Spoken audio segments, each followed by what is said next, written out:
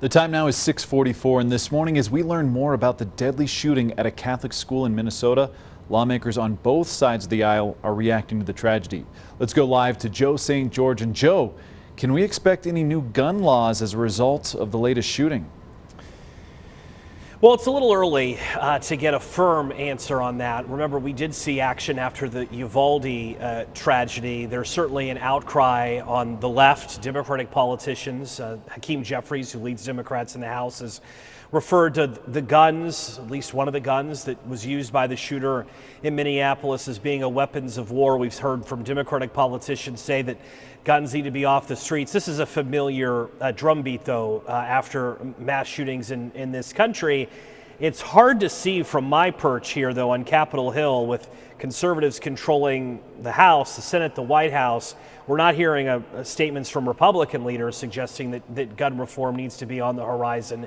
I'm hearing more from the call for mental health awareness, as well as school assessments and basically assessments that can be done at all levels of society. The First Lady, Melania Trump, has said that better assessments trying to prevent who maybe could do something like this, getting a little bit more of a profile on people. That seems to be a direction that some in the right may be interested in going. I was just looking at a scorecard of some of the states with the strongest gun laws. Minnesota is considered one of the states with the strongest gun laws, according to the Giffords Foundation.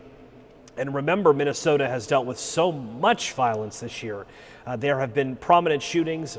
A politician, former Speaker of the House, assassinated earlier this year. It'll be interesting to see at the state level if anything changes in the state of Minnesota. As far as President Trump goes, he is obviously praying for the victims, as is the entire country. If you see flags at half-staff across Colorado today, that's because the president has ordered them to fly that way until sunset on August 31st.